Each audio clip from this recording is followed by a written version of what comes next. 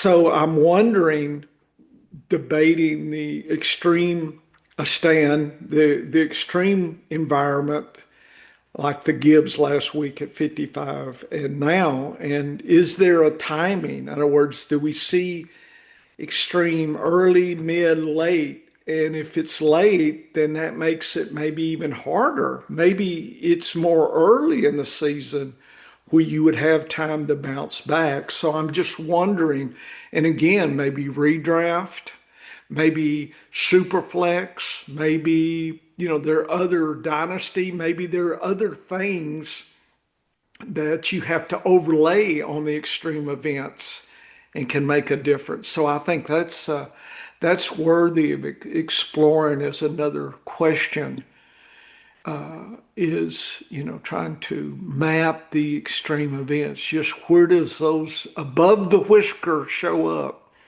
And maybe And you what should do a timing thing. and what are we using to define extreme Well, too? that's what, Because Dennis, to me, an extreme is you take a sample and you get a distribution with the box and whisker. yes, And I mean, true extreme is above the top whisker. I'm not sure for what we're trying to do, I'm calling it extreme, but I think the definition is something that, like the black swan, is rare. It just doesn't happen above that top whisker. But I think for our knowledge, we might want to define it, I don't know, half a whisker, maybe three times median. or something, some Yeah, equation or yeah, something. And like I said, I hadn't even thought about doing this experiment. This is off-season work, You kind of yeah. get itchy towards this end of the season and start your off-season research. But I'm wondering, is there a timing? Is there turf versus dirt, or is Indoors there versus outdoors. yeah, Yeah, outdoor weather, temperature, defensive matchups. I mean, defensive yeah, matchups? what goes into an extreme game? So an extreme wide receiver versus an extreme running back. And it's probably a different number. You It, know, and probably maybe even yeah. different, whatever to predict that. And, Y- I think a lot of people spend a lot of time. And I understand we want to hit the median, we want consistency. There's nothing wrong with that. You and I live in that world, but I just wonder, would it be nice to kind of get the consistency in the pocket, but also reach for that lightning strike or two, or at least we're not sure who, but you So know, this time of year, this happens more. Or maybe, I don't know, maybe more running backs are extreme. I believe I had some data, then I thought it was more extreme running backs than I tight believe you're right. ends. I And think I you're right. think a couple of weeks ago, I looked at that and I forgot I wasn't really focusing on that. I was looking at something. Was it I don't know what it was, but I remember that running backs seemed to be more extreme. But again, I didn't probably do time of the season. And one of the things that we might see, and again, this is good reason to do the research because, you know, we talk about consistency, we're really talking about upside consistency. We're not just grading over median, we're grading over median plus. So the guys that do well with either the comms, but especially the Bush number and the MVP, those are the guys that are more susceptible, more frequent flyers in those extreme game scenarios. For instance, you can have a Kendrick Bourne that has a 37, 35, 37 point game, but that's his career game. He probably won't repeat it. But when you have an Alvin Kamara who lives over 125 in MVP, that means he's considerably better than median on a regular basis. Like he's way above median to finish there. He's probably more susceptible because that upside consistency is really a consistent volume thing. Right. And in order to have those big spike games, you need to have a boatload of volume. And we saw that with Gibbs. Gibbs doesn't have that extreme game if we get 15 to 20 touches from Montgomery. We didn't Right. get that. So that opens up Gibbs to having that extreme game. But I'm fairly confident that if we looked at the number of players, let's just pick a number 35 plus in points, because I think 35 points is enough that starts affecting the outcome of a matchup no matter what else is going on.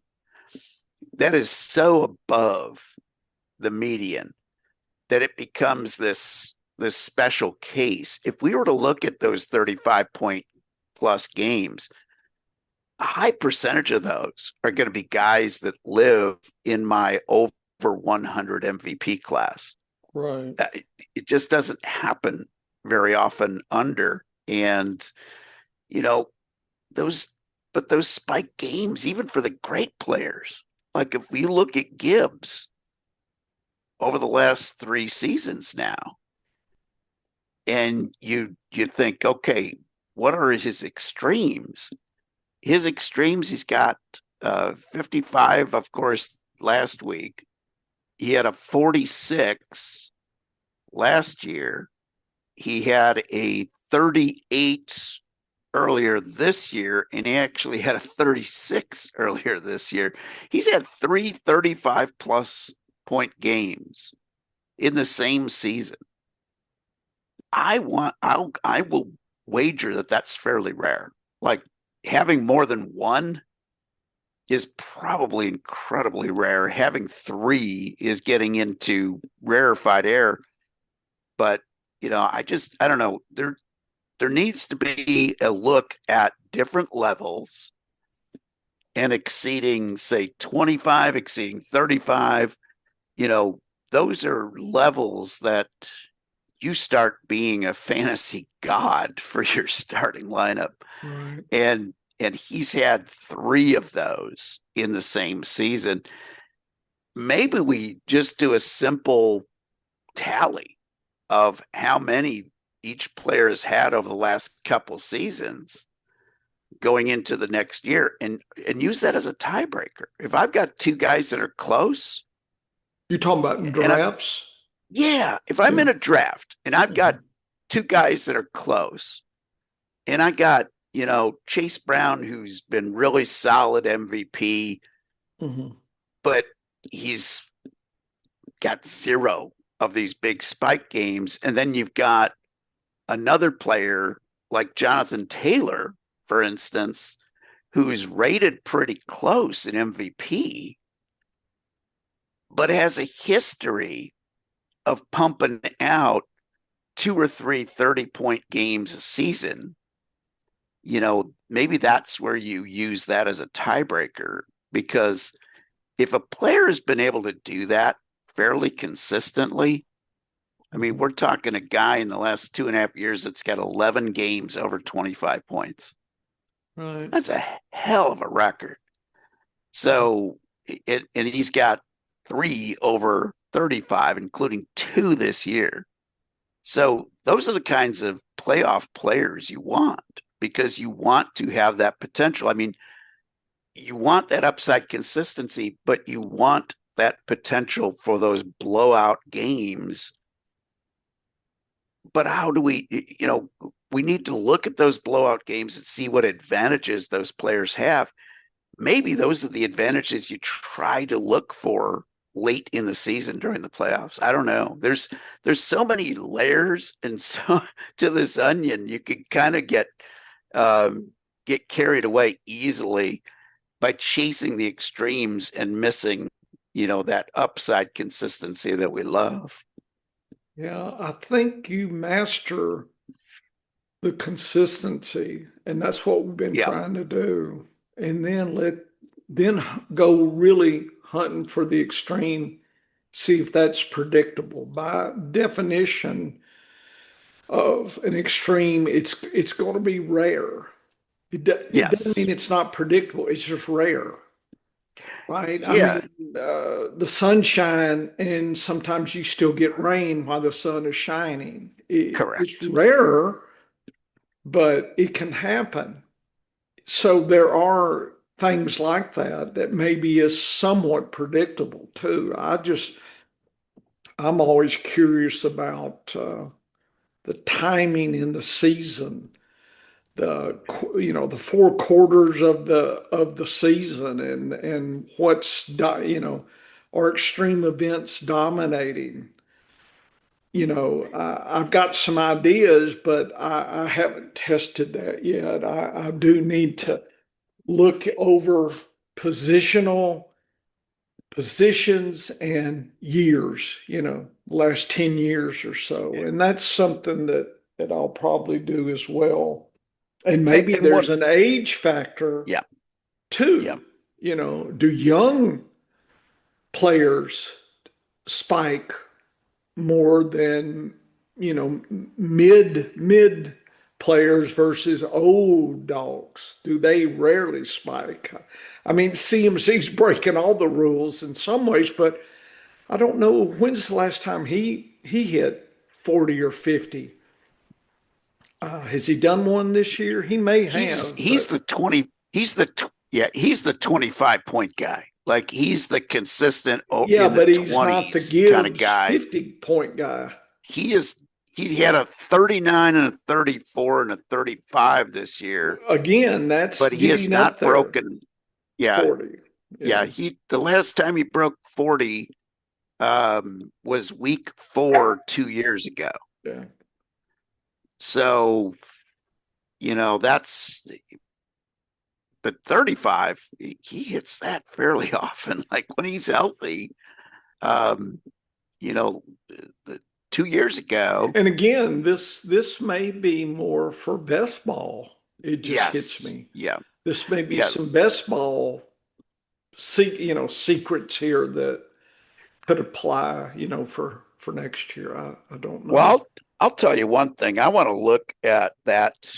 I want to dissect that crawfish three I best ball team. still am just amazed that we are still in the top here. I'm trying to think. I guess we play 13 and 14. Is Yes. 15? Yeah. Yeah. So we've Yeah. got 2 more weeks to try to Two stay one or 2 weeks to two. survive, Yeah, to and make it in to the next level. to do that with two quarterbacks and a super flex has been Yeah, amazing. And I'm that's just, why I want to break that down and see where we made our right choices, mhm, because I want to believe that we can choose the right players among a pool of players yeah, fairly often when yeah. it comes to a set lineup. So what was it? Where were we so strong? Hmm. Was it just consistency? Are we just consistent every week versus the guys that are up and down? And is that just a reward for our consistency? That's the thing I don't know, but I love looking back and almost doing like a forensic fantasy football study Right. on some of your success stories and seeing if that's a repeatable thing or if it was just good drafting, that kind Right. of thing. But yeah, it's fascinating. And a couple of my best ball teams, I didn't do too many this year, Mhm. but I'm in that same situation. I've got a couple of teams that are doing extremely well. And I don't spend a lot of time on the best ball strategy game. It's more of Mm-mm. just picking the right players or what I perceive as the right players. But it'll be interesting to break that down Mhm. and see where we went right, or did we? And the thing is, we didn't get lucky when it comes to injuries, because I look at that team and we got like 3 guys on IR. Yeah. So we got pounded by some injuries where, without those injuries, I think we're in better shape. It's kind of like our dynasty team in FFPC. Imagine if Bucky Irving and Scatabo stay healthy. Oh, yeah. We got a winning team. Yeah. But we were thin enough at running back that as soon Yeah. as we lost both of those guys, it was like, Yeah. Sad, sad. Well, should we start? We got a lot of games to cover. yeah, let's crank this up. We got a lot to talk about today, indeed. Here we go. I always like to talk a little philosophy before, though, because Yeah. the notes on the back of my I'm keeping a spiral on the season with our shows, Mm-hmm. and on the back I write notes every week. So I've got now 13 weeks worth of notes to look back on to see more possible things that we study in the off season. So we need the damn interns. Need to Tell me. need to win the lotto and hire a bunch of interns. All right, here we go.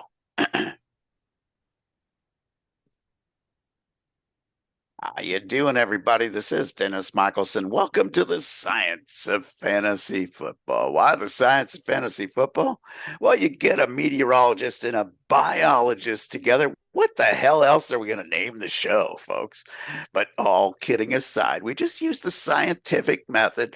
That just means we're letting statistics guide us to an answer instead of cherry picking or building statistical models that will tell us, what we already thought about a player and just back it up. That's the way a drunk uses a light pole, and we try to avoid that here at the Science of Fantasy Football. Well, we missed you last week.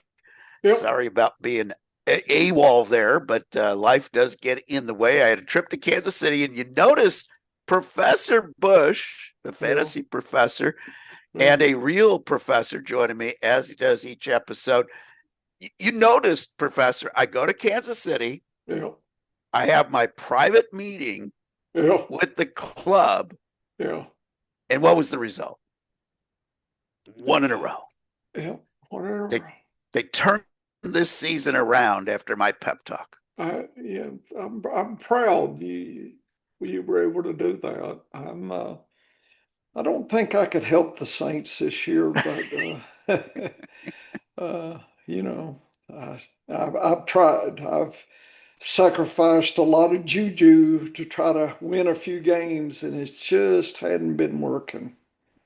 Well, you did touch dirt down in Louisiana, so I'm Yeah, I thinking did. New Orleans.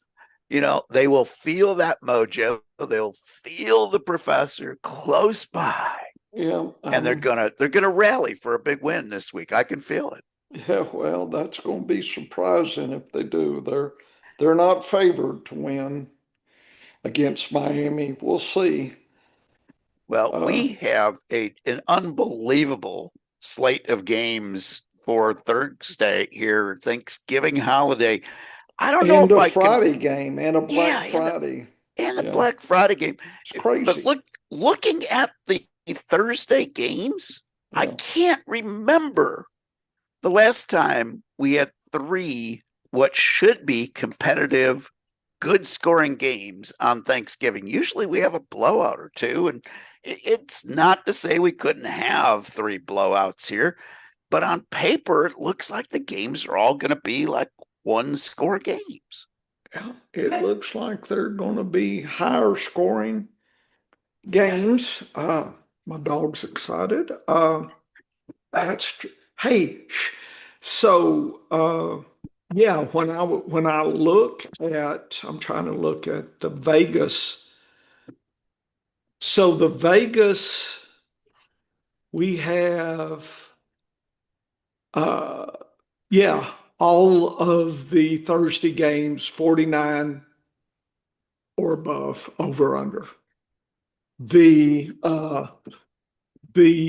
Let's see, the Black Friday is 44. So it's more pedestrian, but we got three Husky games, Dennis, Thursday. So, and the spread is 2.5, 3, and 6. So Baltimore, Cincinnati's the biggest spread. So that's going to be interesting as well. So we got lots of points to be predicted, scoring, and there's some meaningful games there. So I'm looking at that. We need to talk about that.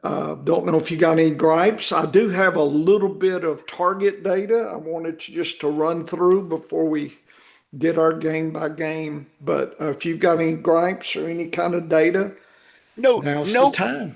yeah, absolutely no gripe this week, believe it or not. Hey, it's Thanksgiving. I'm in a good mood.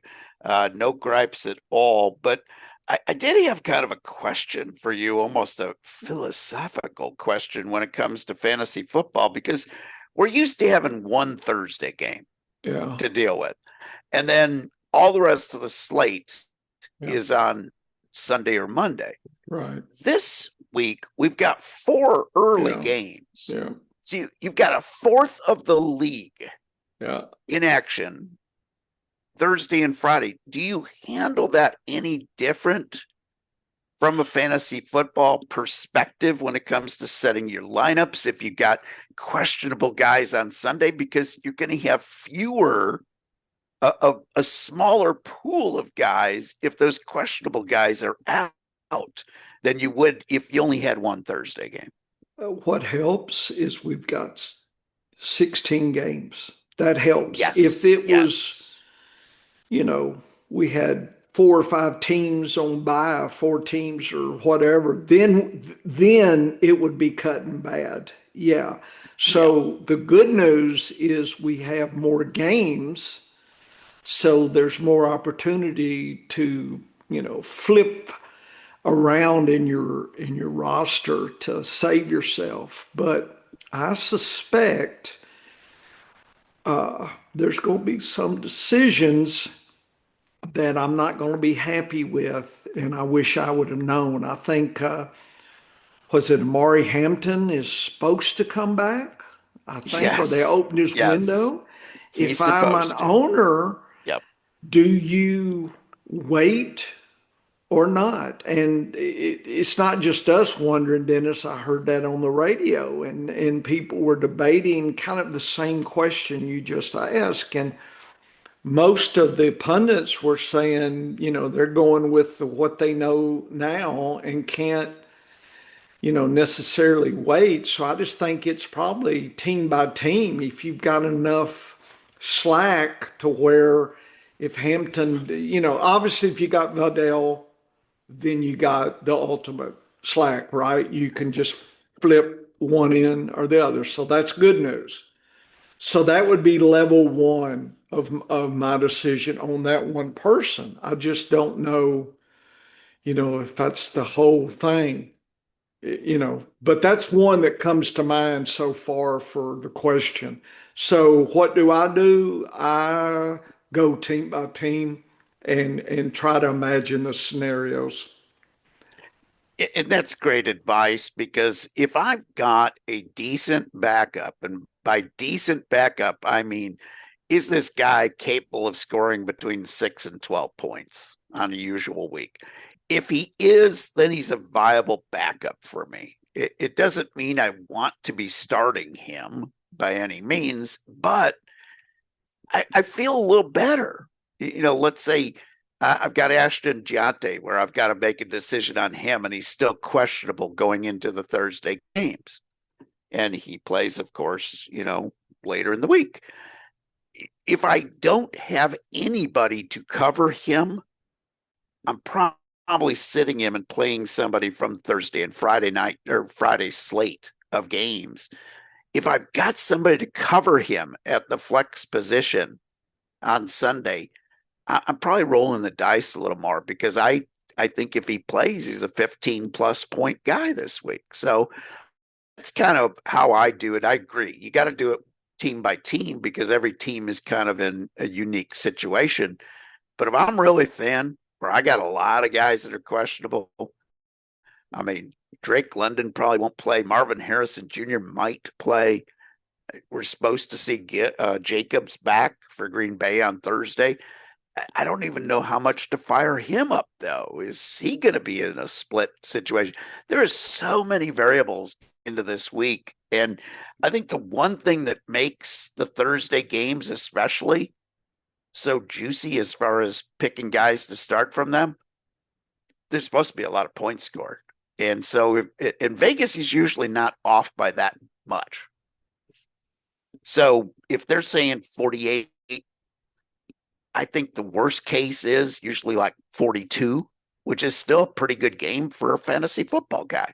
If I'm picking all my players from games that are going to be 42 and above in points, I'm probably having a good week versus when I've got, 3 starters from games that are 36, 38 on the over under, then that's when I start sweating. I start getting a little worried.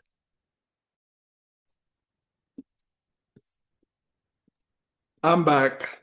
We were monitoring the dogs. There was two dogs, one bone that wasn't quite Oh, working there. Kind of like one questionable and one not. You're wondering which one to play. Same thing, but the fantasy bone attack, I believe, was what was going down here. oh boy. Is it worth me going all in to grab the bone? Yeah. So, yeah. How much blood can I lose I, in the fight? I had a duck.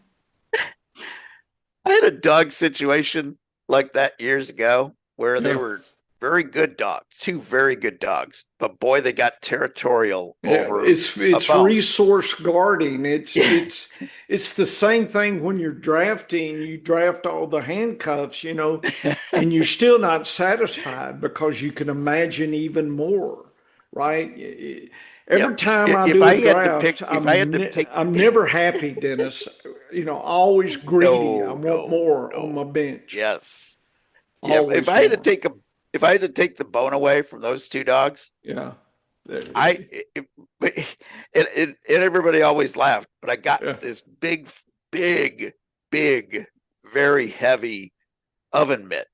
Right. And that's what I dared to reach in with. I was like, okay, I'm going to reach in, but I'm going to reach in quick. But I've got hand protection here, just in case, because they can be the best dogs in the world. They get very territorial. Here, get you a bone. But but I feel the same way, Professor, because if somebody tried to take CMC away from one of my dynasty teams, Yeah. I think I'd snarl and bite them. Yeah. I really do. So I got a little bit of target data just to kind of roll through, nothing dramatic. Uh, and if I get a chance, I'll post these. I don't know if I'll post them by tomorrow, but anyway, I'm just keeping track of targets. I started week 6. Just didn't want too stale of data. I'm just curious about what's happening recently. So I did team by team. Here's Arizona, for instance. And what can I say about Brissett and Michael Wilson? Look at the targets, 18 and Woo! 15. So I Wow. figured out the average. He's a +9. He's the highest wide receiver change here. And so I've done it position by position and, tag that as well. So that's some interesting things. That's, even Dortch, in 9 targets, I mean, even 6 is potentially somebody you might consider in that if you got 2 flexes he's in there in a discussion. I mean, Wilson versus, Doris. And then you can look at inconsistency, look at Bijan in targets 10 and 12, 2 Oh targets, wow. week 11.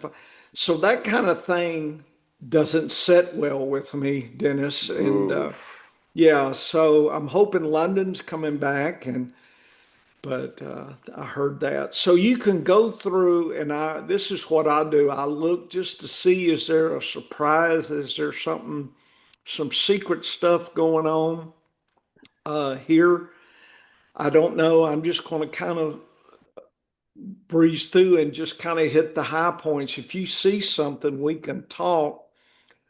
But I mean, it's rare to see. I mean, look at Shakir, good, and then one week bad and back to good again.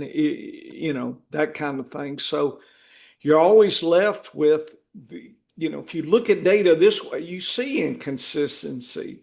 Look at Dowdle, 337 back to 4. I want the 7 week. I don't want the 4 week and that kind of thing. And look at Tet. Tet, is more closer to 7 than 12. I mean, when you see a 12, you always want 12 the next week. And we could, in a project, just at a certain level, say 10 targets, what's the odds that over, say, the last 10 years, when somebody had 10 targets, the next week they kept 10? In other words, I think people think it's 100%. I don't see it that way. You don't see the data playing out where, it's rare that somebody can keep at a high level all the time. That's why Michael Wilson is getting, I mean, 18 and 15. That's, and Trey McBride. Look at Arizona. Arizona's really, there's amazing the targets that they're just rolling out here.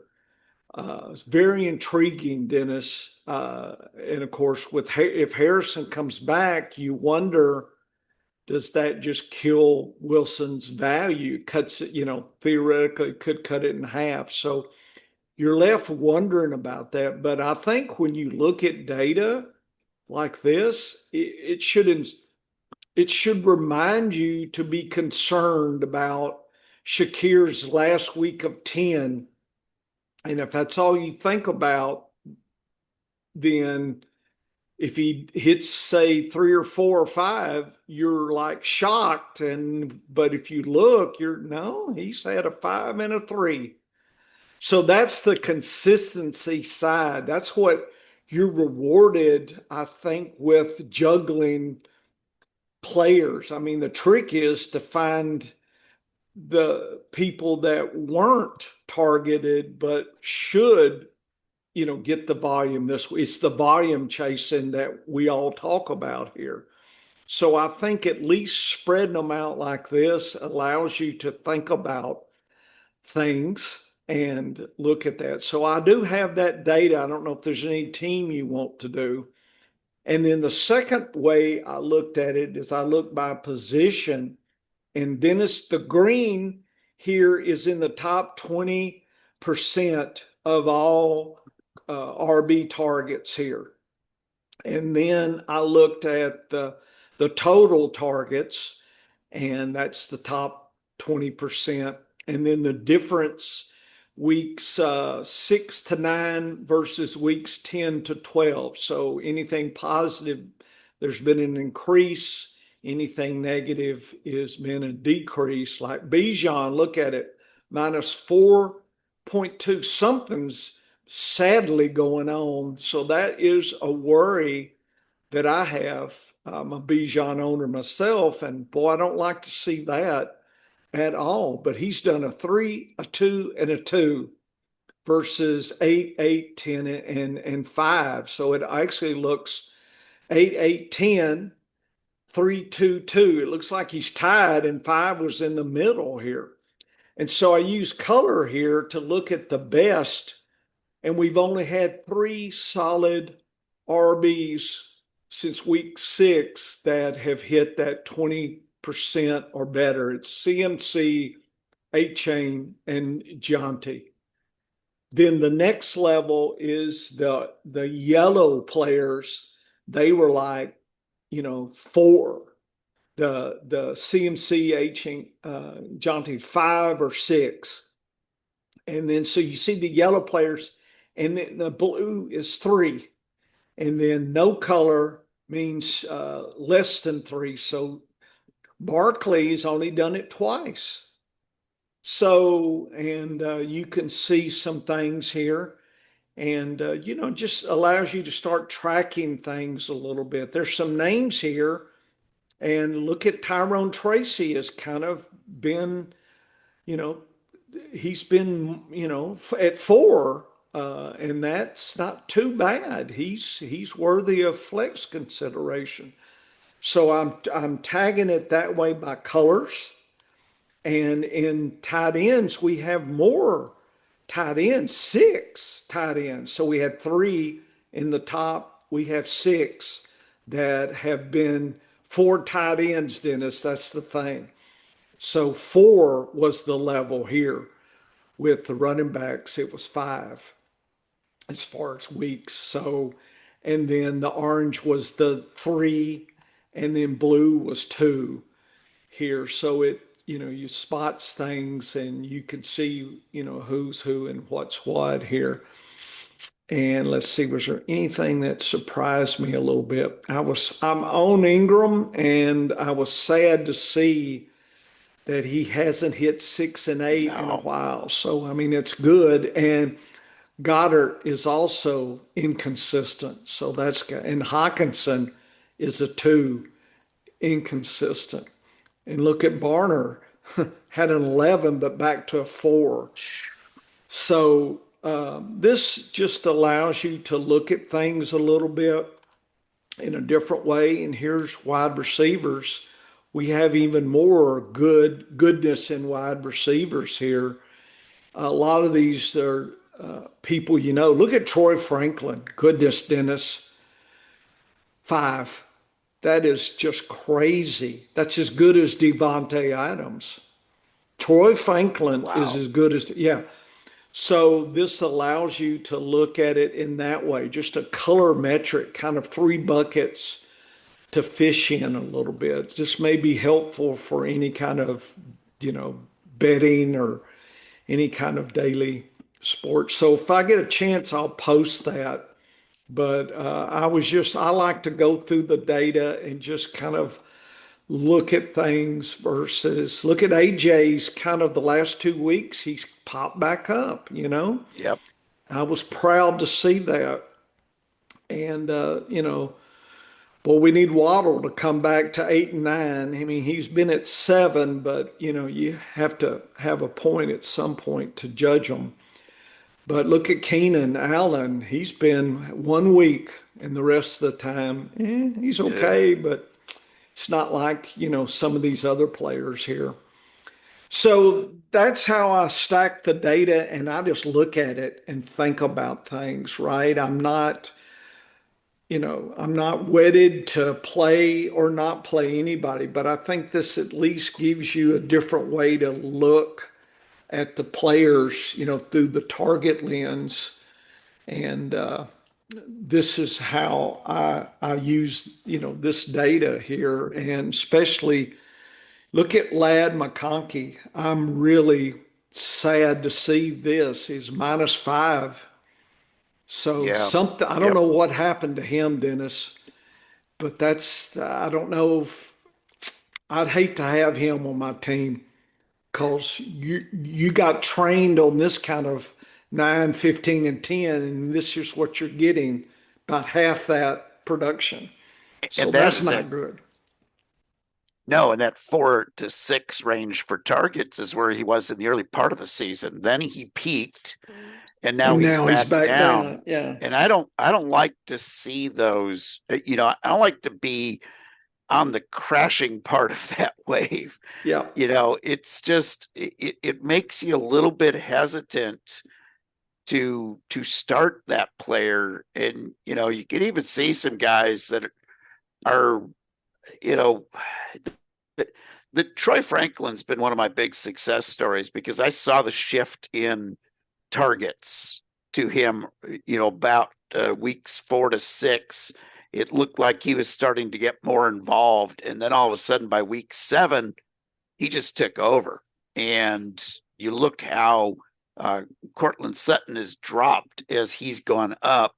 And you can see who the chosen one is now in that offense. And it's Troy Franklin. And he's been a very good flex starter for me in a lot of leagues because I picked him up as I saw that trend. starting to develop. And also I lost guys like Neighbors, so you're looking to replace guys. And Franklin was one of the guys that I grabbed a lot of off of waivers, or, I drafted a few shares of him late in some drafts, but Yeah. I'm he's just telling really you, come he on. really, look at who's in green.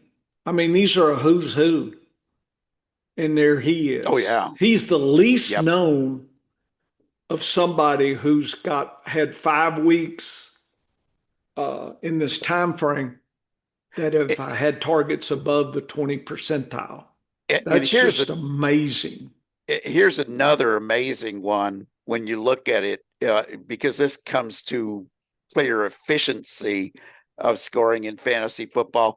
Look who is not in that list of green that is towards the top of the leaderboard, whether you're looking at total points, fantasy Yeah, points per game, or my right, statistics. Puka right. Nakua is Yeah, missing.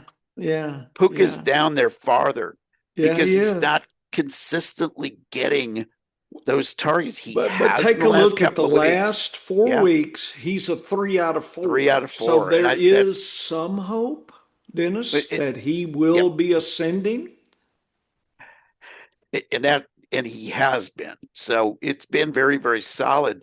And then you look at like Rashee Rice, since he came back from suspension, he's only got 1 week where he was under 8. Yeah, that's I just mean, great. that's a That's guy money that in the pocket there. you just want to feed that guy. Yeah. And Pittman has been good and reliable. He's had 2 really bad weeks, but otherwise he's been solid. So you kind of lean into the 8 targets should be his norm. You know, Everybody, when you look at a chart like this, and I love looking at like the last 6 or 7 games, because Yeah. that's I wanted recent fresh enough. data.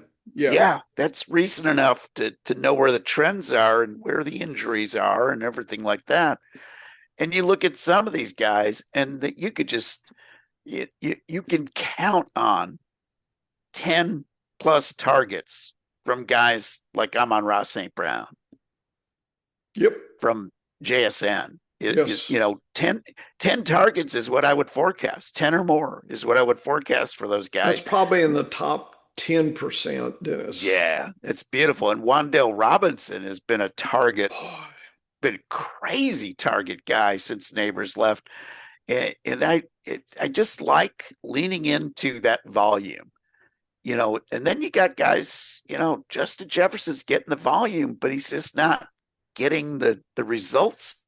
All we can But do there's a is case chase where volume. And, yeah, you chase volume. I that's why I have a hard time. I can't bench Justin Jefferson because he's getting the targets. right. And you figure that there's gonna have to be better quarterback play. Although this week, I'll tell you, with JJ McCarthy out, and they're gonna go to the Brosmer kid, the Mhm. undrafted rookie, and people are excited about that.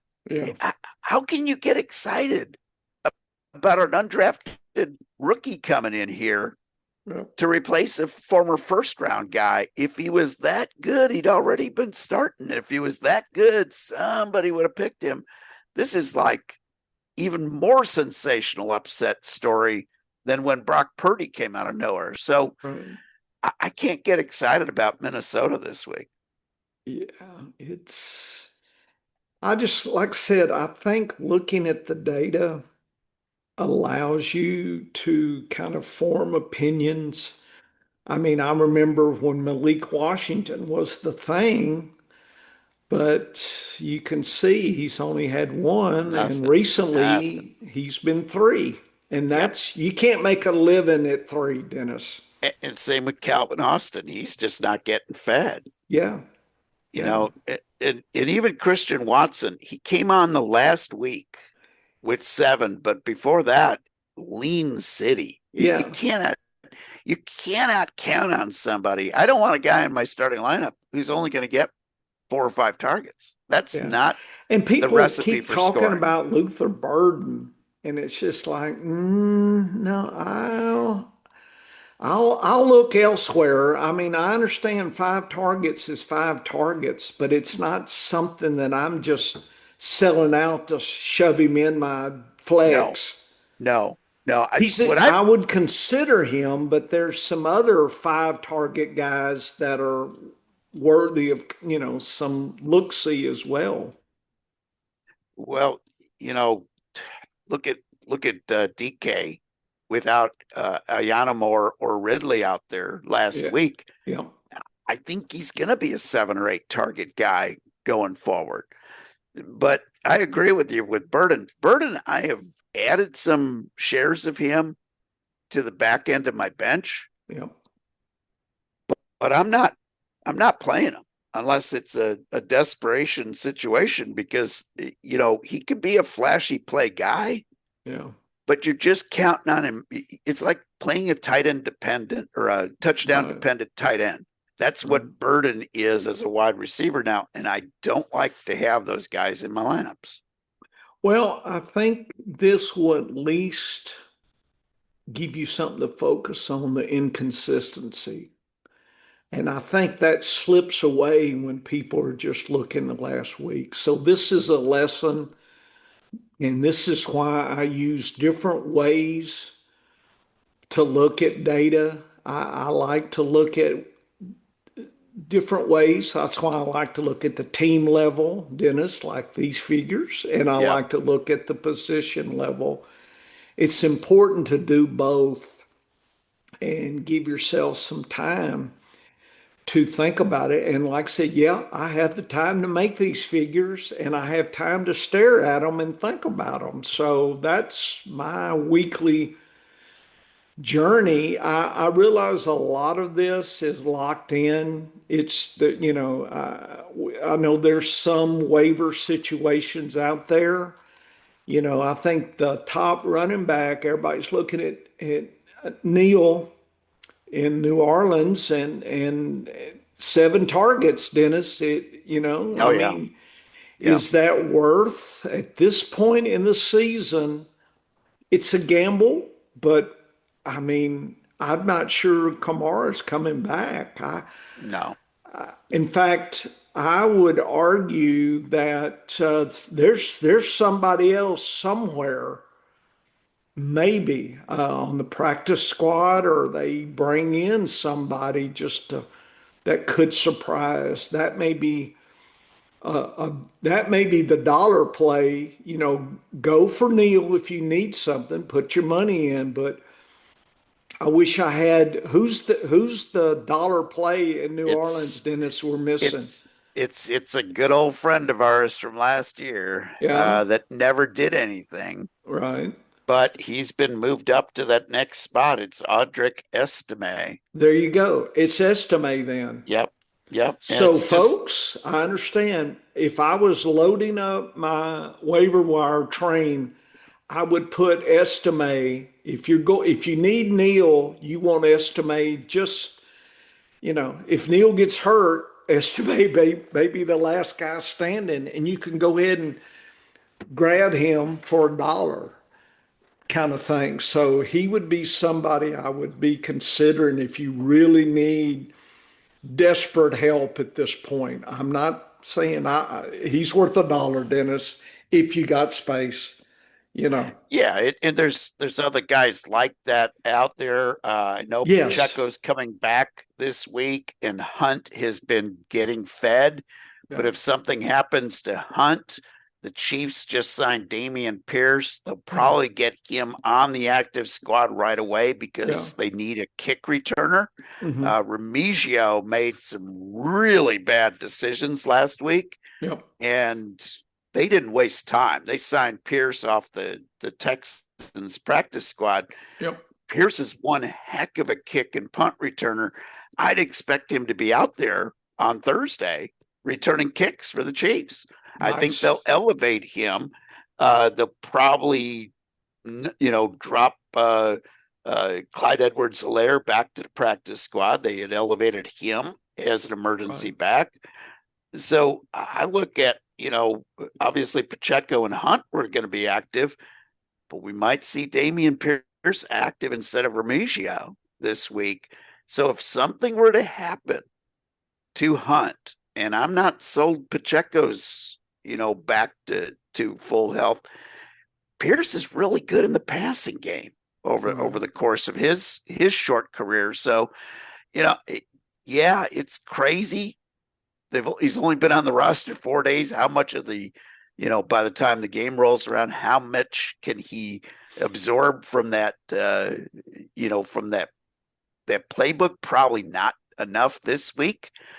But if there are injuries, he's already established a reason for being on that active squad. And I think it's going to be kick returns. So you always have to look at that next man up, because you got to look past just, okay, who's in there now? Neil. Right. Okay. Neil's going to do fine. He's going to probably get fed high volume this week. Right. If that Yeah. offense can do anything, he's going to be the guy. It's just a question of, does the offense get it done? But I'll still lean into the volume. I like the volume, but And I did want to say at Cincinnati, this guy here, Tinsley, yes, he woke up with six. I think he's practice squad. And he's actually been active all year, oh, but he's been mainly a like a gunner on the punt return well, teams anyway, and Dennis, coming they off as gave, a I fourth wide mean, receiver. Yeah, yeah. So I think it'd be Chase, Higgins is out, and I think Tinsley will has as much shot at collecting something than Lovis yep, does. yep. So if you want a dollar, right? If you're going for Lovis, put the Tinsley in. He's in my trains, Dennis, for a dollar. Down a little bit, but hey, I like to collect something like that. So, and just to let folks know, I did get rid of Ayuk when the news broke last week, Dennis. Yeah, I'm out yep, of that business. yep. I had hopes. I don't know what's going on. If they're voiding his guarantee money, he's not showing up. It doesn't sound good.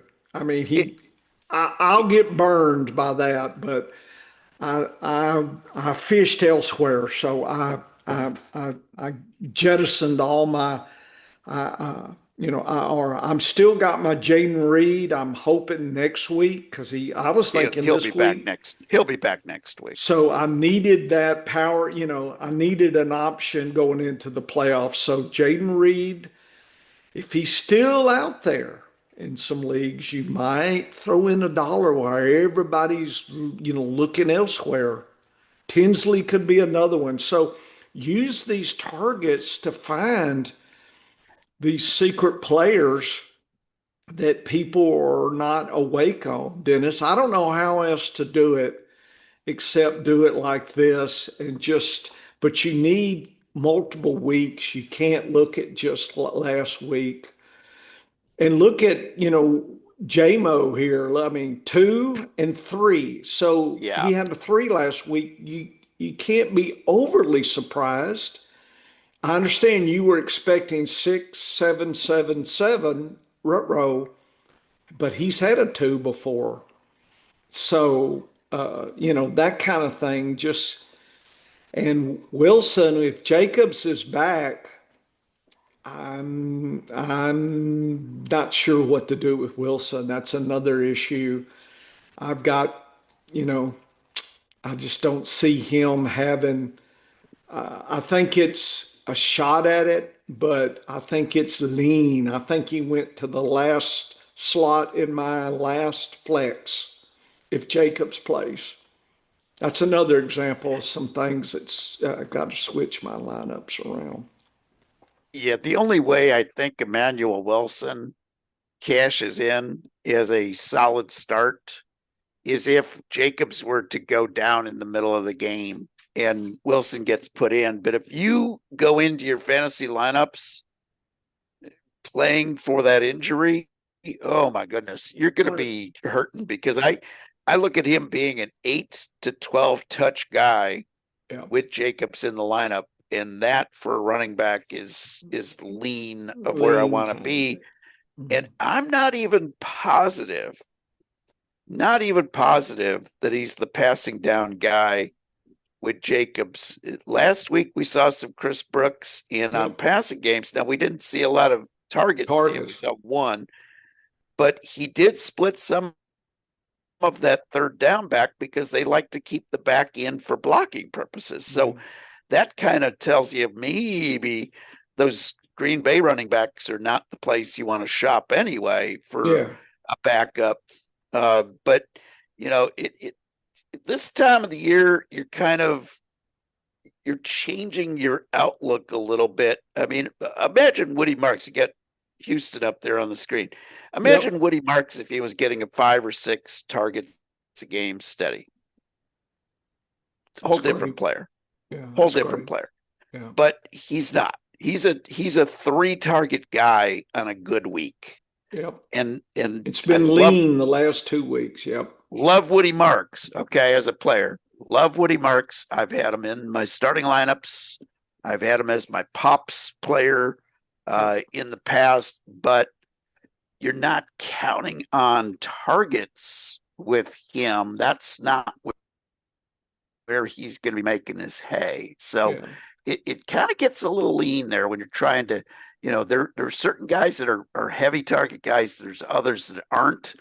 And I'm just not sure how to read that with some of these guys going forward. But you can see the numbers don't lie, man. The numbers give you a hint as to who are the guys that are consistently getting targeted, Yep. and that kind of gets you to know who to lean into and who to kind of run away from. Look at Kamani Vidal without Hampton in the lineup. He still wasn't being targeted. They're just Yep. not throwing to the running backs Nope. since week 7. So that's a sign of what has changed. And is it suddenly going to change back? Well, I've seen 4 weeks in a row that they're not targeting their running backs that much. I don't think coming out of the bye, they're going to change that dramatically. Yeah, Uh, Vidal is definitely back deep flex discussion only. It's like with Emmanuel Wilson, same player, same piece. and look at the consistency for Aronde Gadsden. Oh yeah, I was just noticing I that. mean, Is that that sweet or is what? that is just perfect. That's the Folks, kind of 5 targets for tight ends oh, is what you want. and That is to be great. consistently above five, Yep. five or higher every week for a rookie. Yeah, That's really enticing, and I think it's put the lid on both McConkey and Allen. I think so. Things have, yeah, I agree with that totally. That things have happened. So I scrolled through here, and by the way, I picked up 5 or 6 shares of Parkinson last week for $1. Yes, And I yep, actually had to play him in 2 leagues. I was so happy. But yeah. I played him just last week too. Yep, yeah, but I didn't have a choice. I had to, yes, yep. when it's lean, it's lean. And I had Ertz on buy, so that's I what it I was. grabbed I So grabbed Parkinson over Ertz, yep, yep, just to yep, replace Ertz. And yep, this week yep, I'm thinking about starting both of them. yep. I'm just saying that I thought, and again, almost 5 targets. I mean, he's had it 5, 2, and 4 for a tight end. A second tight end on your team. Yeah, that's as good as you're probably going to get here. But anyway, you can go through here and I think pick some interesting things out that Look inspires look at you. look at Green Bay tight ends, and you'll Oh see yeah, the disaster that yeah. that's turned into without Look at that. Kraft. Yeah, No yeah. Kraft, no value. No Look at value. how it dropped off 10-9, and nobody picked up the pace. Nope. It's been a huge drop off. And even if you add all the tight ends together, they're Right. there's less than half of what Yeah, Tucker it's Kraft was that's getting. yeah.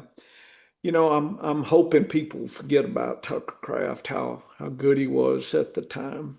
Maybe get a little more value. Anyway, Dennis, that's That's how I use this data. I will try to get this out. No guarantee. It's Thanksgiving and then maybe Friday, but there's nothing to stop folks from doing it. Look at Wandale Robinson. Look at Oh, he's been a Slayton was, beast. yeah, Yep. two.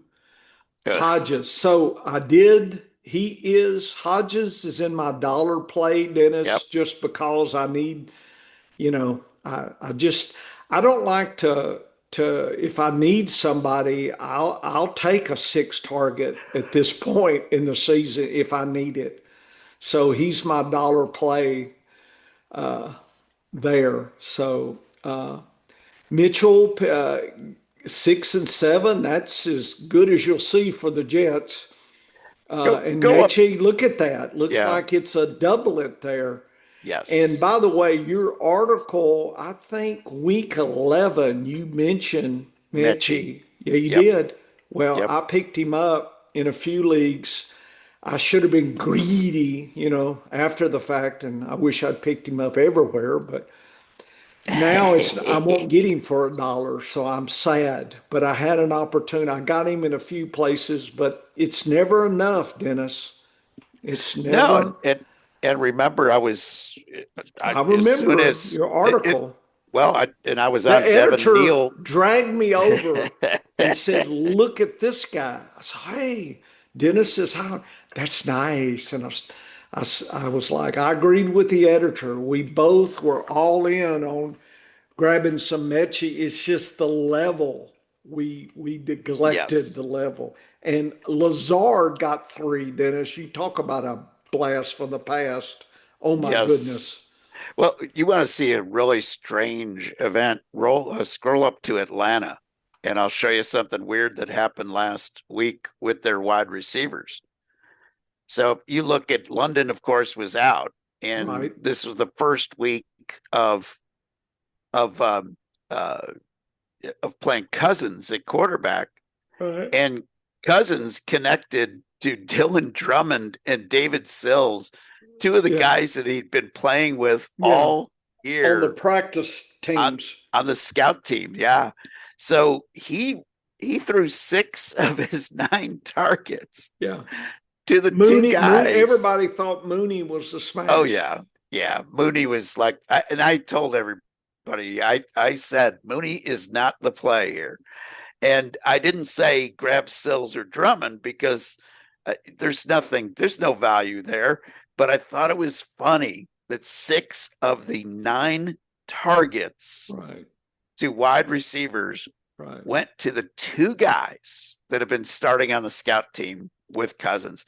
We see that so often with rookie quarterbacks and rookie wide receivers where right. they're working with that second team and they develop that rapport and now they're both on the lead team and now all of a sudden that's the way and that's a little bit of why Troy Franklin is picked up. Remember, he was Oh Bo yeah. Nix's starting wide receiver back in college. So they have been working together for several years and now he's elevated to the point that the coach trusts him. And of course, his quarterback has already trusted him. Well, great stuff with that target data, Professor. I love looking at the volume. I'm a big believer in chasing volume in fantasy Yep. football rather than chasing points. Right. Volume is repeatable. The spike weeks and points are not. Yes. And if you can lean into more and more of that data to pick the right guys, you're in good shape. And that's why we always go shopping with the Husky games. And this week, how peculiar that the 3 Huskiest games Right. are our Thursday triple header. I've never seen that on Thanksgiving Day. I don't think we've had such a great slate here. Like I said, 49 or above. But they're, two of them are predicted to be pretty close. So that's good. I think it'll be exciting for fans here. So Well, we're just going to hit those three and the Friday, let's, Dennis. yep, yep, that sounds good. Let's take them in order. So when the cheese plate comes around, Yeah. it'll be time for Detroit to be hosting Green Bay. Okay, before we do that, I have the power rankings Oh for this yeah, week, love and power rankings. Chargers, Detroit, Dallas, Indianapolis, Cincinnati, and Seattle. For whatever reason, Cincinnati figures with Burrow. If maybe I'm overstepping, but there it is. Concern I have is in Washington, Carolina, Cleveland, Tennessee. I'm concerned about Green Bay, Dennis. Love is Oh yeah, I just agree with not. you. Yeah, yeah.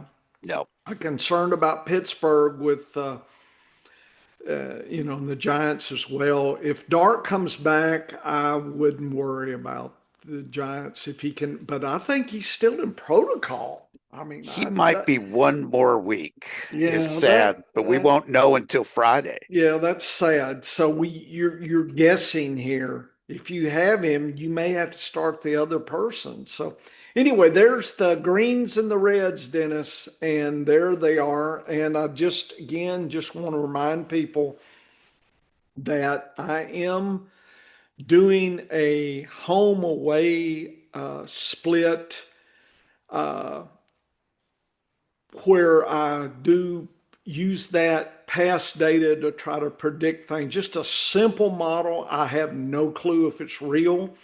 And then I take those predictiveness and maybe I'll do this first. So here is the predictive passing. The Giants, the Chargers, and Pittsburgh are predicted to be the highest passing attempts. New Orleans, Carolina, and Interesting. Cincinnati, the lowest this week. If you look at home away split, these are the extremes. And let's see what else. These are the rushing extremes. And I'm sorry, did I say no? This is rush. I'm sorry. These are the rushers and the passer. Look at Kansas City, Dennis. That is so crazy. This predicts that Yep. Kansas City's doesn't matter who Pacheco back or not. That's irrelevant. It's all about then the ratio, the passing and the rushing. If you compare, and that's what my ratio tries to do is say, is there teams that are skewed? And it seems like KC, Giants, Houston, Pittsburgh, and Green Bay are skewed to passing this week. Seattle, New Orleans.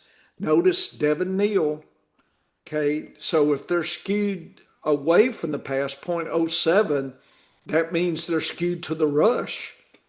That's how that works. So New Orleans and Neal, that could be a very interesting play. I know people are going anyway because of the 7 targets, but stack that on top of this prediction here, and Neal may be worth a little more in your fab budget than you think, Dennis. At least, if you're just, playing for this week. Cincinnati, Chase Brown. Washington, maybe Bill gets a little taste there. I think Rodriguez has been collecting. In Carolina, I think Dowdle could have a good week. In Seattle, Kenneth Walker. So those are how another way for you to consider then the extremes for your lineups as well. I've not tested any of this. There's no stats, so don't throw rotten tomatoes at me. I'm just this is for my knowledge and testing. This is my beta test, and we'll have more at the end of the year. I'm gonna wrap up the beta test, and so we can be ready for next year to get a little bit more. If this is reliable, I'll push this a little more in my analysis. Right now, it's just interesting. But Kansas City was really extreme, and I thought Dennis, as a KC fan, would find that intriguing. That looks like Worthy and Rice should collect. I wonder if old Juju won't stumble in and get something.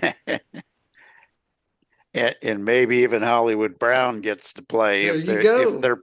if their passes are over 40, then all of a sudden those third uh, wide receivers Right. certainly certainly become an option. Well, having seen that data, I'm a little bit concerned about Green Bay. And I would imagine after I look at the defenses, I might even be more concerned about the rushing game. Yeah, yeah. So Detroit 27, Green Bay 22, 2.5, 49. Lots of points. Vegas likes it, but they like Detroit is at home. Detroit does love to be at home a lot more than away, Dennis. 28% Wow. better efficiency at home. That continues, but they're going to have to fight through a pretty tough defense. I would not play any of the defense if you look at the DAPs, but I see Green Bay.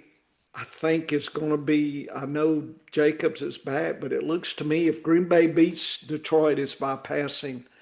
So I was so hoping for Reed.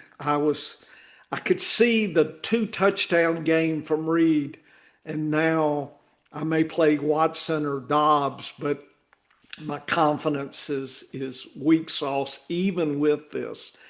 But I think Green Bay could be really in the passing game a lot more than I was thinking coming, just looking. And I think it's closer than, well, Vegas says 2.5. So I think Vegas thinks it could be closer than we think. Again, Detroit, 87 uh, uh, efficiency out of 100, Green Bay 56. So Detroit does have the show there. Detroit loves home, 28%. Green Bay, Dennis, 27% better in efficiency away. So each team is where they Wow. want to be. I don't know why teams are away. That just tricks me. And look at the pass ratio for Green Bay away, 9% higher, 10% less rushing away, 10% more passing. Just what the DAPs are giving. So Green Bay is more efficient. The ratio of how they distribute rushing and passing fits right in a glove to Detroit. So I think my pick 'em was Detroit, but boy, just looking at this, I have concerns, Dennis. Yeah, I think Detroit wins this game, but I think it's going to be it's going to come down to does Love bounce back for a better week? And I like that idea of playing some Christian Watson, some Romeo Dobbs this week because I think they're going to have to throw the ball to win. When you have to rely on the passing game with Love, it can be a little risky, but Love has not had two bad fantasy games in a row over the Right. last 2 years. So bounce back looks in order here, and he gets an easy dap.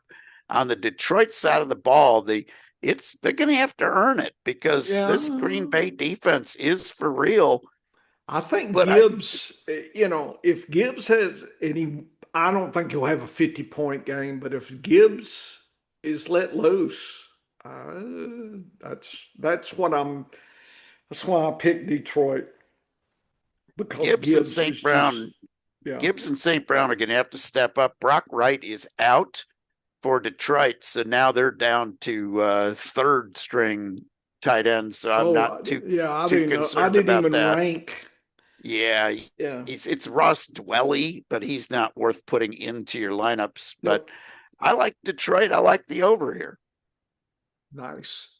Oh, you like Well, Detroit or Green Bay? I like Detroit to win the game, but I think this is correct. I think it's going to be a very, very close game. It's going to come down to last possession type of deal. Detroit at home, I think will get it done with Goff having a slightly better game than Love and maybe uh, getting them the win at home. Well, when the turkey is ready to come out of the oven, Kansas City and Dallas will be ready to take the field. Yeah. Dennis is going to have a drumstick in each hand, one to eat, one to throw at the screen if Kansas City loses. So, just tell your wife, nobody walk between you and the TV if you got the turkey leg missiles in your hand. Right, Dennis? Down there, I got to tell a little, and I probably told you this joke before, but it's kind of a joke, but it's kind of not. They were down there. Those Cajun genetic engineers are down there in the swamp, and they're trying to figure out a way to feed that, those big Cajun families, because, you tend to lose the babies when you're alligator, fishing, catching the babies, use them for bait like Amos Moses. And so anyway, they took one of those swamp turkeys and caught an octopus, Dennis, okay, eight tentacle octopus, and they tried to breed them together. I know it's weird, but these are Cajuns, and they ended up doing an octoturkey. And so you get a The drumstick turkey. for everybody. So everybody in the family, Ooh. except maybe the in-laws you don't like, saying, I'm sorry, you're the ninth one. We've given all the drumsticks out. But imagine, Dennis, you had eight drumsticks to throw at the screen if An, Dallas an beats KC. octoturkey. So I love the it. octa turkey, the Cajun octa turkey, I don't know if it's yet, but I hear they're trying to figure out how to make that happen to feed everybody down there in the swamp, make that good turkey gumbo. So I'm just saying, Dennis, in case you see something weird, some weird product there from Louisiana, it could be an octa turkey. I don't know. But anyway, 29-23, 3-point spread, 52. And Dallas, Dennis, I'm going to have to play Dallas. Boy, I hate these daps. I hate Oh. Javante's. I hate it all. I like Ugh. Ferguson is my only bright spot. I'm definitely Yeah. playing Ferguson. Got to play Lamb. I don't know if I'm not going to flip off Dak back. I got a lot of Dak and Love flip and flop here, and I got a feeling this could go wrong for Dallas so easily. Look at KC. I mean, Dallas, they have no defense, Dennis. It's just, how many points does KC want to score? But the spread's three, and that didn't jive with the Vegas spread. So I was confused. The only thing I think is they don't think KC is as good away than home. And turns out Vegas is right. KC is 12% less efficient. So 0.88 at away. And look at the ratio of rushing to passing. There's that 3-1, Dennis. That is so extreme. I have rarely ever seen that. So this looks all about KC passing, passing, passing. Then I think if they get three touchdowns ahead, they'll start rushing a lot more. So Dallas at home is good at rushing and passing. So they do have the way to beat that defense is to punch with 1-2 punch, right? Javante and Lamb, and then flip in Ferguson for dessert. So that's how Kansas City loses. If they lose, that means Lamb, Ferguson, and Javante all have high games, much better than their usual median, Dennis. So you got to, if I'm a betting person, would I bet on that? I'm not sure. And that's why I'm worried about starting back. Yeah. So here's what I'm going to say about this game. First of all, I think Kansas City will get the win. Their backs are up against the wall. They need another win. They'll get it done. But I don't think that these DAPs for Dallas are accurate based on the last 2 weeks. So This is a the couple weeks last ago, 10. correct. Yeah, So a couple weeks ago, just coming right out of their bye and right out of the trade deadline, right. they added Quinn and Williams to that defensive line. Very solid run stopper. To go with Kenny Clark and Osei, I can't pronounce his last name, but it looks like an eye It's the chart. guy. Yeah, Yeah, that guy, that guy. Osa O, they call him. But that gives them a three-man rotation up front at defensive tackle. They have brought back DeMarvion Overshawn came Right. off of injury, along with two other guys in that secondary. Um, Between the linebackers and the secondary, they added three healthy guys that were missing all year Right. and added Quinnen Williams up front and, added, uh, more help from that defense. Logan Wilson was added as well. So I think Dallas is better defensively than they've been earlier in the year, and it showed. They were able to shut down the Eagles in the second half after giving up 21 in the first half. So I think Kansas City is going to face a tougher defense than they expect. I agree with you. I think they're going to have to pass a lot because this run defense has gotten real for Dallas. The defense, you could still beat them with some big plays, and uh, I look for, Mahomes to be able to do that. Mahomes, Kelsey, they'll be eating over the middle all day long, but I think it's going to be close. I think Kansas City will pull it out, but I think it's going to be under. I wouldn't be surprised to see this game in the low 40s Wow. total points. I Interesting. think it's going to be more of a defensive match than we expect, especially on the short week. Well, you could be full with all that turkey, Yep. but you're going to make room for grandma's apple pie or Yep. pumpkin pie if you prefer that. Yep. And about the time you're getting ready to feast on a little bit of dessert, it'll be time for Cincinnati and Baltimore to take the field, and Joe Burrow is back. Yeah, and Lamar needs to be back. Last week was an embarrassment of fantasy points there. Oof. It's Dennis, I Yeah. won in spite of that Yes. guy in my Oh. dynasty night out. I got Oh. lucky, Oof. and I'm playing the number one guy in my, Uh-oh. yeah, it is, Uh-oh. I'm 49, he's 51. That's Oof. how tight this. I'm in third place, Dennis. I want to get a bye. So I really, really, really need this win, and I need Lamar to wake the F up, and I can collect those points, you know, because all those chicken wings we ate at, forgot the name of the place, but wherever that was, we were drafting. Had a great time, by the way, Oh folks. Y'all yeah. need to come to the expo and play draft night out. It's great. You can say hello to us, but you can't look at our cheat sheets. We'll have to throw a wing at you because them eyes get on stalks trying to see our secret stuff. But anyway, yeah, come see us at the expo here. 32-19, 6, so a touchdown, 51. This Vegas says Baltimore all day long. Forget about it.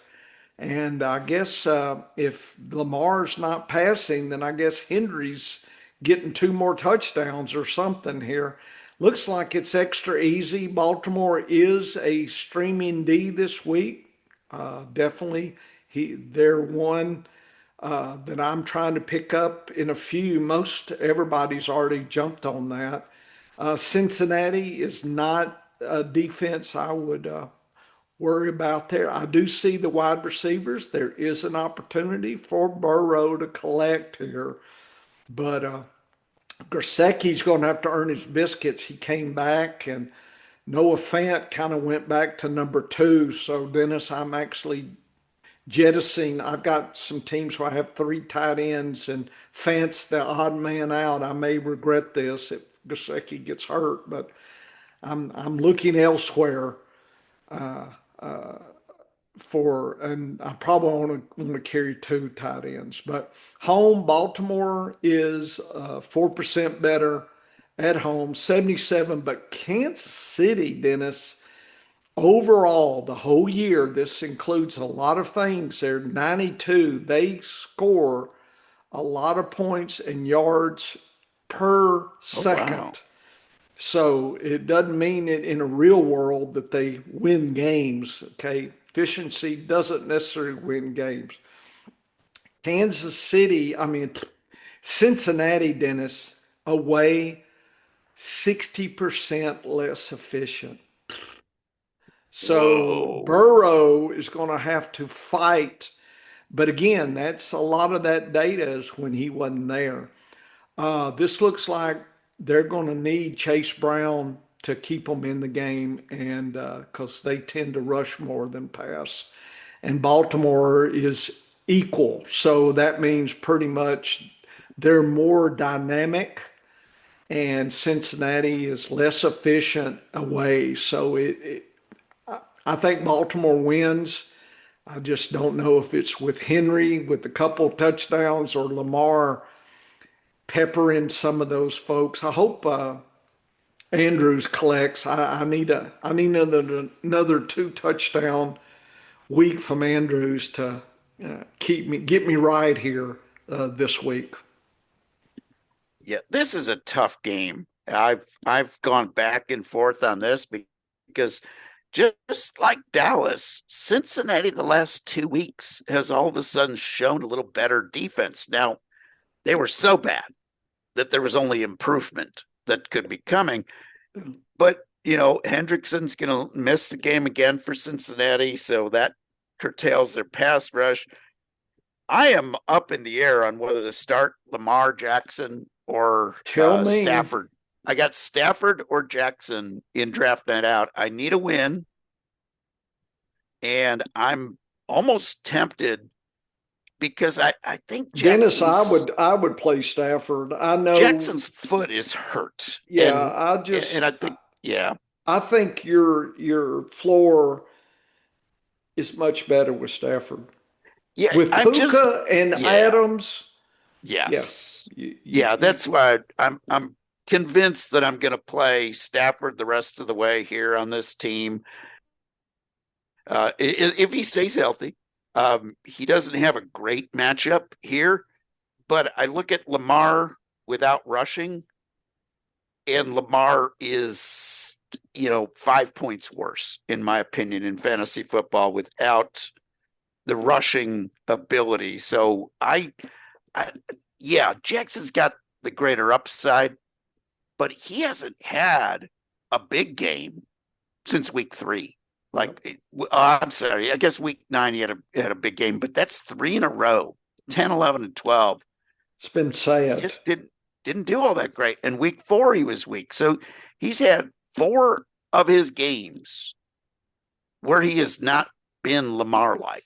So I'm very tempted, but I do think Baltimore ekes this one out unless Burrow stands on his head coming off of injury, which is a possibility. Like, this Baltimore defense is not great.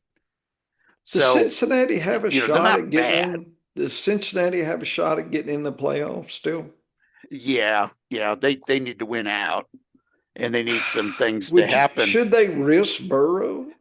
I don't know. Well, Burrow can't hurt himself any worse, is what they're saying. So, you know, that's why I guess they're rolling him out there. But yeah, to me, we always say that we're always like, oh, they're out of the chance to do anything. Why are they even trying? Well, it's because they want to win football games, and they Yeah, I want to know. play football games, and that's kind of it. But uh, Burrow, I think could enjoy being kind of the upset factor here. But I do think Baltimore will win. I think there'll be a ton of points. I would not be surprised to see this game closer to the upper 50s. So that's why Tinsley is such an interesting dollar grab in your deep Yeah. second flex. I'm just Yep. telling y'all now that that is an intriguing situation. And with Emmanuel Wilson, and I had him, Dennis. God, I had him almost every league. It was Yep. crazy. It- that really helped me last week. That I really bounced back in some leagues. I need somebody to do that again. So I need a two touchdown from Tinsley when I collect tonight in Oh, our that FFPC. Yeah. That So would be I've awesome. got plans for him, Dennis, if I can grab him. So everybody's looking elsewhere. That's that, I just I hope I hope that it works. I may not. Okay. Our last game, Dennis. What you think? Last game, the surging Chicago Bears taking on the Philadelphia Eagles, who have turned into quite the soap opera. But A.J. Brown is back to producing. So that's good news for fantasy football. But Chicago, Philadelphia, give us the breakdown. 29-15 touchdown is 7 points difference in the spread. I picked Philadelphia. 44 and a half, that's about an average games. Chicago is away. That's always not the best thing. Philly's defense hasn't been as strong as they were earlier, Dennis. Some of these toughs have moved into below average. And apparently, you want to play the kicker for Chicago here if you're playing in a field goal only league. This looks like your time to play. Is it Santos? I forgot who's there. If it's Yep. Santos for play him all day long in those leagues. And if you need a betting, I'm gonna bet 3 field goals. See if you can get a prop on that. I wouldn't play any of the defenses. Philadelphia, on the other hand, pretty much nice, easy with the wide receiver Brown. We need Devonta Smith to pop back. Goddard, we need him Oh, yeah. back. So I'm hoping to collect every which way with Philadelphia. Saquon, I'm hoping to get a triple here or of a superfecta with a touchdown from Devona, Brown, Goddard, and Barkley there. So I need 4 of those big hosses to come in, and so I cash some checks there, cash some checks at the end of the season. Philadelphia is 66 in efficiency, Chicago 68. Be aware, Chicago's is good in efficiency. 8% better at home, but they tend to be a little bit to the rush. But passing is league average, so not really. It's not skewed. Chicago away is they're fine. They're good away or home. Nothing really crazy. Passing a little better away, 7%, and rushing is a little bit. So basically league average. So there's nothing that benefits Chicago. It looks like if the Philly D doesn't lose any more ground, they should keep Chicago hemmed in, may even get a pick six, Dennis. And that's the story, I think, really is Philly's defense could win this game, actually. This could be really strange that way. Yeah, they're going to have to win this game because Chicago comes in with an offense that has been streaky but good. They Mm-hmm. haven't been good for 4 quarters. Chicago Bears are leading the NFC North, and they haven't put 4 quarters of an entire football game together yet. So that says something that they've been able to overcome their one bad quarter a game that they seem to have. Philadelphia's defense got beat badly in the second half by the Dallas Cowboys last week. So I think they are trending in the wrong direction. Their offense, they're not rushing the ball well over the last 3 games. They're like 28th in the league in rushing efficiency over the last 3 games. Yes, small sample size, but you like to look at those small sample sizes when you're coming in. Plus, it's a quick turnaround off of a loss for Philadelphia, whereas Chicago is making that short turnaround after a win. I think there is some momentum on Chicago's side. They're hungry. They're all playing together, whereas Philadelphia is not for whatever reason, the Philadelphia Eagles have turned into a huge soap opera. So I'm going to plant my flag on this game, taking the upset with the Chicago Bears. I also think this is going to be an over. I think this is going to be in the 50s and might even be mid to upper 50s. This might be one of the most entertaining games of the weekend. The Bears have been an opportunistic defense. They have not been great on defense by any measure, but they're taking the ball away at an incredible rate. It reminds me a lot of the first Super Bowl win Chiefs defense, where between the 20s, they gave up a lot of yardage. But when push came to shove and towards the end of the game, they get that key stop. And you'd be like, how do they do that? They've been getting beat all game long. They step up and they get the pressure. Dennis Allen is doing a fabulous job as defensive coordinator. He might be another one of these guys who didn't do a good job as a head coach, but is really good in that coordinator role. And he's meshing with Ben Johnson. Ben is calling, he's doing the Andy Reid thing and calling the offense now. And that Bears team could be kind of scary. So I'm picking them to upset Philadelphia, but I especially like the over in this one. Okay, well, we'll see. You may get a game ahead of me in the pick on them. Oh, I got a long way to go to beat you, Professor. You are the pick'em master among I'm all. ahead by 5 games still. Yeah. Beating all of the sports affiliation guys, and there are some really smart There's football some people. Sharp cookies in there. I don't know. It's a good group. It is a good group. It is. It's been fun. I look forward to seeing them in person at the expo here, Dennis. It's really good. I think we did good with four games there. I think we just, we got that down, just roll through there here. So it was There good you stuff, go. Dennis, and I want you to have a great Thanksgiving. Okay, get your octa turkey drum legs and throw at your crabby in-laws, Oh, and I don't have crappy in-laws. Just in oh, case they're okay, that's listening to the good. podcast. Okay, Just in case. Just in okay, case. okay, But yeah. never like to antagonize the crowd right before a So holiday. is people working at your radio station for Thanksgiving? Uh, Morning show will be on, and Well, then you we'll should be you should automated the get rest of the them day. a turkey plate and send it to them. I don't know who it is, but Dennis, you should help those who Yeah, are he'll be working. done by 9 o'clock tomorrow. Okay, Nine okay, o'clock tomorrow, he'll be done. okay. So Just make sure he's.